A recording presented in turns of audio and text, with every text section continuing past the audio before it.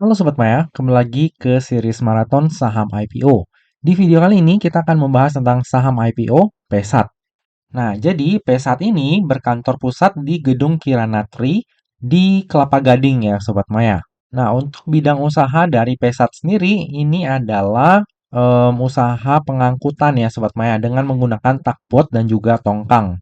Nah, saat ini Pesat memiliki 36 unit takbot, lalu 29 unit tongkang, dan secara tidak langsung 2 kapal bulk carrier milik perusahaan anak. Nah, ini adalah rekam jejak dari Pesat. Jadi Pesat ini didirikan di tahun 2007, udah lama ya Sobat Maya, hampir 2 dekade. Lalu di tahun 2018, Pesat ini melakukan pembelian kapal sebanyak 27 tugboat dan juga 25 tongkang. Lalu di tahun 2019, perusahaan anak PSS ini melakukan pembelian galangan kapal milik PT Muji Rahayu di Samarinda. Lalu di tahun yang sama, perusahaan anak yaitu PKS melakukan pembelian kapal MV Pancaran I5505. Nah, di tahun 2021, PSS ini melakukan perluasan galangan kapal ya dengan cara melakukan pembebasan lahan. Lalu di tahun 2023, PKS melakukan pembelian kapal MV Pancaran Liberty.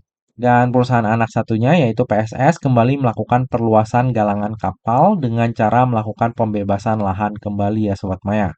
Nah, ini adalah produk-produk ataupun barang yang diangkut oleh Pesat. Jadi ada batu split, ada steel plate, terus ada batu bara, nikel, dan juga pupuk. Jadi lumayan banyak ya yang diangkut oleh Pesat ini. Jadi ini adalah 3 bisnis utama dari Pesat. Yang pertama adalah on to freight charter. Nah, ini adalah melalui perusahaan anak juga ya Sobat Maya yaitu PKS. Lalu yang kedua itu ada freight charter to freight charter. Baik yang pertama dan kedua ini melalui perusahaannya sendiri Pesat dan juga perusahaan anak ya yaitu PKS. Lalu yang ketiga ini ada jasa docking. Nah, jasa docking ini melalui perusahaan anak yaitu PSS. Nah, ini adalah wilayah operasional dari Pesat.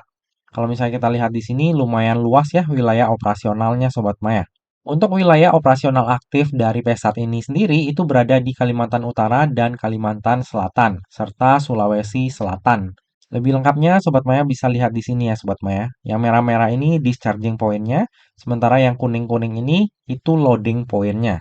Nah, ini adalah jenis-jenis kapal dari Pesat. Yang pertama ada tugboat ya, ataupun kapal tunda. Pada saat prospektus ini diterbitkan, Pesat ini memiliki 36 unit tugboat ya, dengan status 23 unit tugboatnya itu beroperasional dan 13 unit sedang docking. Lalu kapal yang lain ada barge atau tongkang. Ini kapal tongkang kayak gini ya. Nah, biasanya kalau tongkang ini dia tuh mengangkut barang tambang ya, kayak pasir, batu bara, dan lain-lain Sobat Maya. Lalu terakhir ada bulk carrier. Nah, biasanya bulk carrier ini adalah kapal kargo yang dirancang untuk mengangkat barang dalam jumlah besar. Biasanya tuh kontainer dari pelabuhan transit ke pelabuhan tujuan. Nah, sampai pada saat prospektus ini diterbitkan, perusahaan anak yaitu PKS memiliki 2 unit bulk carrier dengan status seluruhnya beroperasional. Lalu ini adalah para pelanggan dari Pesat. Kalau misalnya kita lihat di sini, pelanggan-pelanggannya nama gede semua ya Sobat Maya. Ada Kideko Jaya Agung, Indi Group ya. Terus ada PT Pelayaran Bahtera Adiguna, ada Inco juga di sini. Ada Dian Cipnamas Agung juga yang merupakan grupnya Sinarmas. Kalau misalnya kita lihat di sini untuk revenue yang dihasilkan oleh 4 perusahaan ini lumayan stabil ya Sobat Maya dari tahun 2022 hingga tahun 2024. Oke, lalu ini adalah para pemegang saham dari Pesat. Hanya ada 2 ya Sobat Maya. Dengan kepemilikan saham terbesar itu dimiliki oleh PT Profitama Hasil Indah. Nah, nantinya dalam IPO-nya Pesat ini akan ada lock-up period ya Sobat Maya, selama 8 bulan dari semenjak Pesat ini listing di bursanya kita. Lalu berikut ini adalah direktur utama dari Pesat, sekaligus ownernya Sobat Maya, yaitu Bapak Susanto. Nah, dari prospektusnya, Pesat ini sangat efisien Sobat Maya. Jadi ini adalah salah satu hal yang menarik. Di belakang kita akan lihat untuk revenue-nya dari Pesat. Tapi dengan revenue sebesar itu, saya agak kaget karena komisaris dan direkturnya itu sangat ramping. Komisaris cuma 2, direktur juga cuma 2, Sobat Maya. Dan sebelum IPO, mereka tuh nggak ngambil remunerasi sama sekali.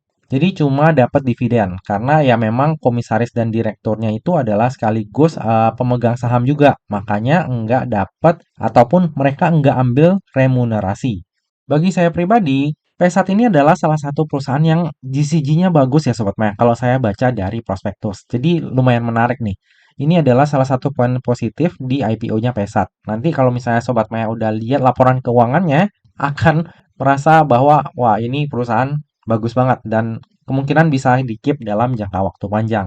Tapi nanti sebelum ke situ kita bahas dulu struktur IPO-nya ya.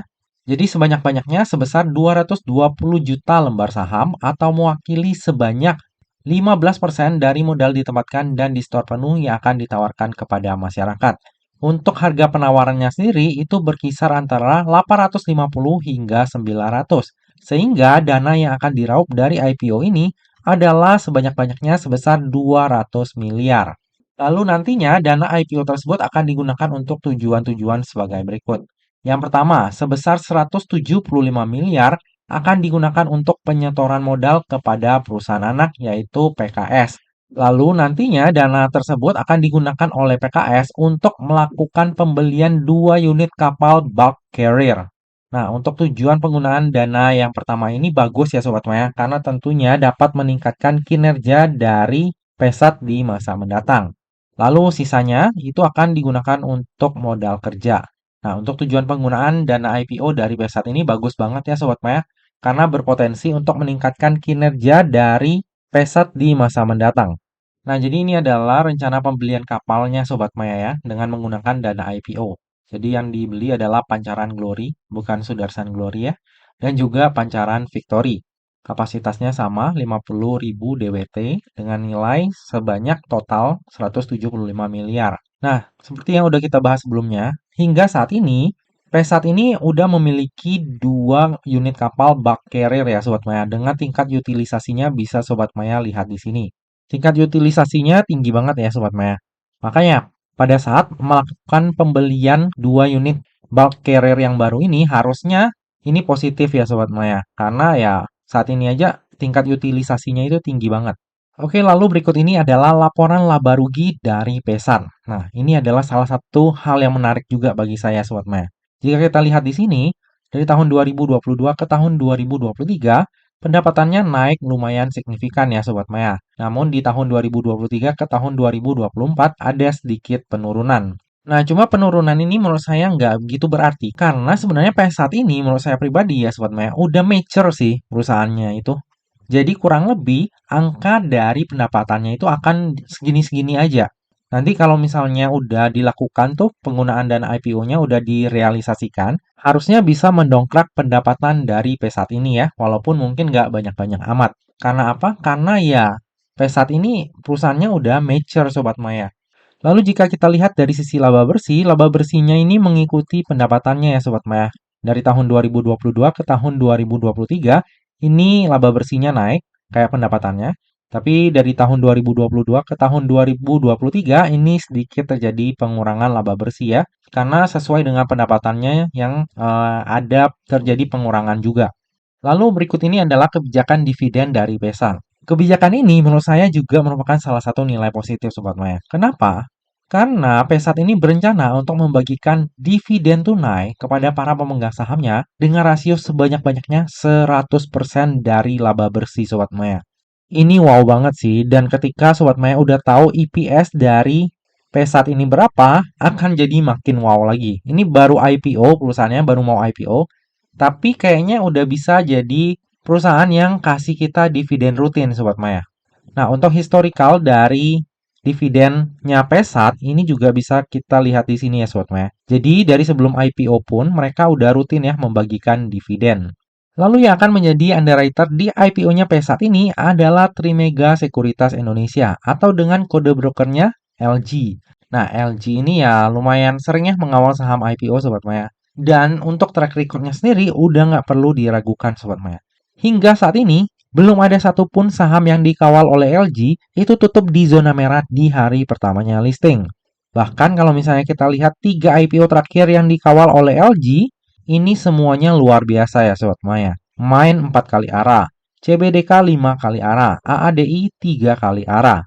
Jadi LG ini adalah salah satu underwriter favorit juga yang mengawal saham IPO itu kinerjanya cemerlang semua. Semoga aja ketika mengawal saham IPO Pesat akan seperti itu juga ya Sobat Maya. Terlebih Pesat ini perusahaannya emang bagus banget. Oke, lalu ini adalah laporan keuangan dari Pesat. Seperti yang saya katakan di awal, sebenarnya perusahaan ini udah mature ya Sobat Maya. Jadi nggak terlalu banyak terjadi perubahan lagi dari sisi ekuitas, aset, dan lain-lain.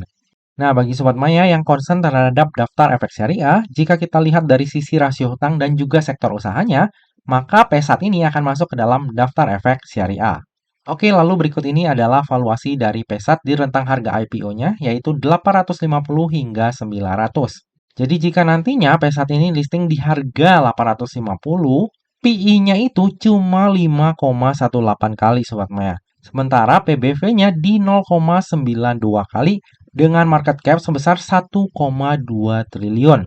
Sementara jika nantinya Pesat ini listing di harga tertingginya yaitu di harga 900, PI-nya itu cuma 5,4 kali, PBV-nya 0,97 kali dengan market cap sebesar 1,3 triliun. Dari sisi valuasi, untuk ukuran saham IPO, Pesat ini sangat murah ya Sobat Maya. Baru IPO aja PI-nya itu 5 kali Sobat Maya. Jadi, wow, luar biasa. Dan yang lebih luar biasanya lagi Sobat Maya, jika Sobat Maya lihat di sini, EPS-nya itu 164 Sobat Maya. Ini saya udah menggunakan lembar saham yang baru ya, jumlah lembar saham yang baru. Jadi dengan jumlah lembar saham yang baru aja, EPS-nya itu 164 Sobat Maya. Di harga IPO-nya, kalau misalnya emang mereka memberikan 100% dividen ya, untuk dividen payout rasionya 100%, itu yield-nya hampir 20% Sobat Maya. Luar biasa banget. Jadi bagi Sobat Maya yang mengincar dividen play, ya ini ada saingan dari TPMA nantinya ya. Jadi di bursanya kita, saingannya dari Pesat itu ada juga kayak TPMA dan juga PSSI. Nah, ini lebih dekat ke TPMA sih Sobat Maya. Dan dividennya juga nendang banget. Jadi selain kita mengincar capital gain pada saat IPO, dalam jangka waktu panjang, Pesat ini juga menarik ya untuk dividen play. Oke, dari tadi udah banyak hal yang kita bahas, sekarang tiba juga kita ke bagian kesimpulan. Kesimpulan yang pertama, Pesat ini merupakan perusahaan perkapalan yang sudah berdiri hampir 2 dekade. Jadi udah lama ya Sobat Maya. Secara kinerja juga udah mature, tapi dengan nantinya adanya penambahan dana IPO yang hampir keseluruhannya itu akan digunakan untuk ekspansi, yaitu pembelian bulk carrier yang tadi dua unit bulk carrier itu, seharusnya kinerjanya di masa mendatang masih bisa meningkat. Kesimpulan yang kedua, valuasi dari Pesat ini tergolong sangat murah ya untuk ukuran saham IPO. Untuk tujuan penggunaan dana IPO-nya juga bagus karena berpotensi untuk meningkatkan kinerja Pesat di masa mendatang. Jangankan untuk ukuran saham IPO ya Sobat Maya. Untuk ukuran saham yang udah listing lama aja, PI 5 itu murah Sobat Maya. Jadi Pesat ini menurut saya pribadi menarik banget.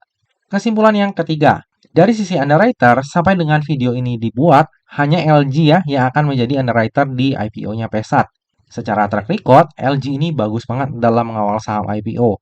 Semua saham IPO yang dikawal oleh LG itu belum ada yang pernah tutup di zona merah di hari pertamanya listing. Bahkan IPO terakhir yang dikawalnya yaitu Main itu berhasil 4 kali arah. Dan IPO sebelumnya kayak CBDK dan juga AADI itu juga sukses banget.